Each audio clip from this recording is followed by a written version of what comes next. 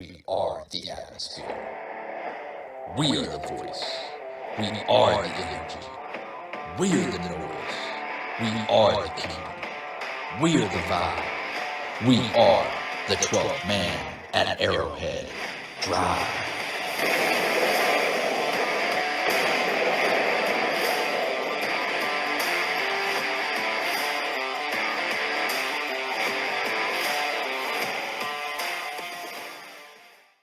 What's going on, everybody? Welcome to the 12th Man at Arrowhead Drive. I am your host, Kevin Britton. I bring you all your Chiefs content every Sunday and every Wednesday right here on Stadium Drive Sports. You can also catch me periodically on Fridays on Fantasize This, bringing you all your fantasy football content, helping you bring home the prize and the pride in your fantasy football league.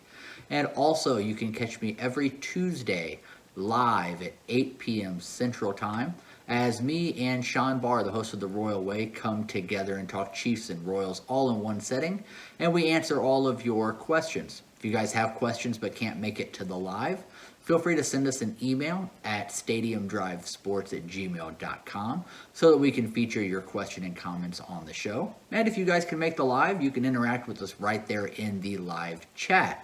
Greatly appreciate it. Now, if you guys are new to the channel, feel free to subscribe. It would mean a lot to us.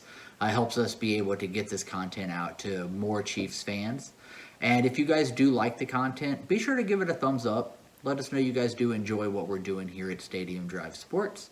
And we always want to interact with you guys, so feel free to leave any comments that you guys want to down below. But today we are going to be talking about the Chiefs offense. More specifically, people that are no longer in the Chiefs offense. So we're going to be talking about some of the statistics, the targets, the rushes that have been abandoned by people no longer on the team. And if we have the correct pieces in place to be able to pick up that production. So we will jump into that for you guys right after this. Welcome, Royals Empire. You now have an informative, interactive show made right here in Kansas City and made just for the Royals fans. Hosted by me, Sean Barr. Let me take you down the Royal way as you indulge yourself with some great Royals coverage along with coverage around the league. Plus a variety of fun segments. Might even learn a thing or two. Even for the avid fan. Come join me. This is the Royal Way, only here on Stadium Drive Sports. All right, guys. Yes, if you guys are Royals fans, make sure you check out The Royal Way with Sean Barr every Monday and Thursday as we try to keep a hope alive for this Kansas City Royals team. But let's go ahead and hop right into it here today. So let's start by taking a look at some of the players that have moved on from this team and what their production was. And then we will kind of discuss as we go who we have that could potentially fill in and pick up that production. We're going to start with the biggest contributor to this offense that's no longer with it. That is wide receiver Tyreek Hill, who was traded and is now with the Miami Dolphins. So looking at last year's stats for Tyreek Hill, he had 159 targets, 111 receptions. He compiled 1,239 receiving yards, and he had 9 touchdowns. Now, he was used periodically in the rushing game as well. He had 9 carries for 96 yards and no touchdowns. So I think on the rushing side, I think that is very easily taken care of with some of our other receivers. We can do end arounds, little things with people like McCole Hardman. Potentially Sky Moore. I mean, honestly, a little bit with Juju or MVS as well. So I think the rushing side very easily taken care of. But it's 111 receptions for over 1,200 yards and 9 touchdowns. So do I think that we have the pieces in place that can fill that? My answer is yes. I think that the combination of Marquez Valdes-Scantling being that deep threat and picking up some of the deep routes that Tyreek Hill would run, along with rookie Sky Moore running more of the short and intermediate routes that we also know Tyreek Hill could run. I think those two players combined, they can equal out to 111 catches, a little over 1,200 yards, and 9 touchdowns. I think their numbers combined, it'll be pretty close to exact from what we were getting from Tyreek Hill. So, yes, I think Tyreek Hill, there is no 1v1 replacement for Hill, but I think MVS and Sky Moore together can make up that production that we got from Tyreek Hill. Now, he's not the only wide receiver that we lost. Byron Pringle has moved on and is now with the Chicago Bears. And last year, Pringle had 60 targets, 42 receptions, and that compiled 568 yards and 5 touchdowns. Now, I'm going to hold off on who I think fills that void or could fill that void. And I'm going to talk about Demarcus Robinson, who is now with the Las Vegas Raiders. Robinson had 41 targets for 25 receptions, which compiled to 264 yards and 3 touchdowns. So if we combine that together, we are a little over, 900 yards combined between the two.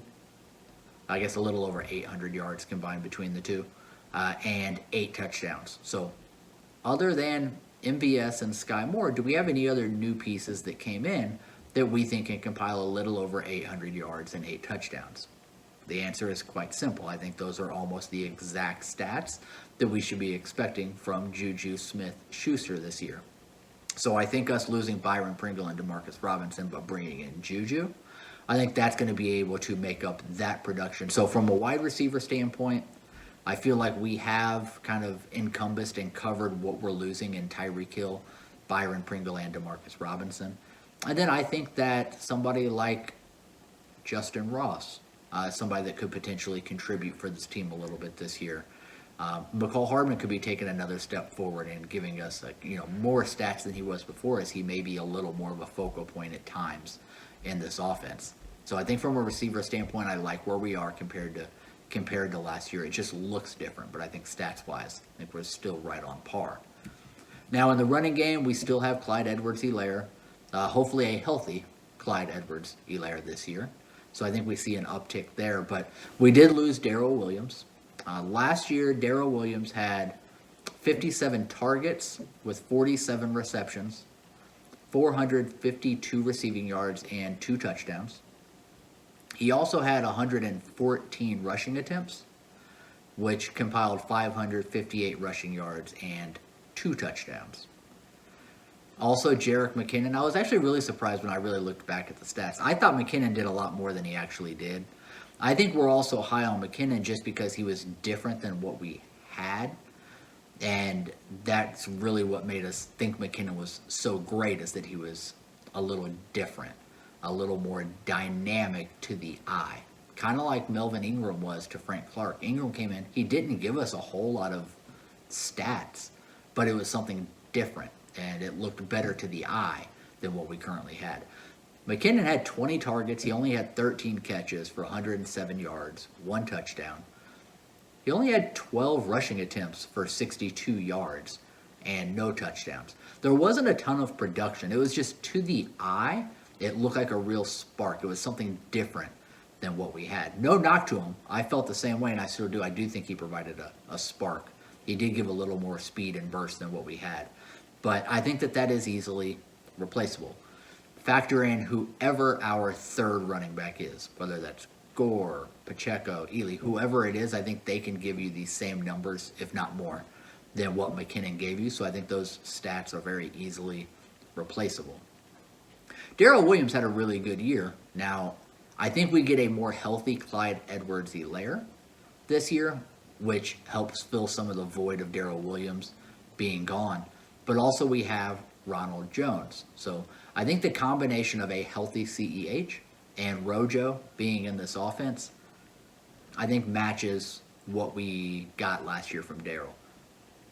If Clyde Edwards-Helaire were to play, I think it was 12 games last year. If he were to play 12 games this year, meaning Ronald Jones gets the other 5 starts, and then obviously is sprinkled in and playing in all the other games as well, I think Ronald Jones can give you the same stats that you got from Darrell Williams. So from a running back standpoint, I think also we've kind of covered our basis. I think that we have the guys in place that can give us the same production from the guys that we no longer have.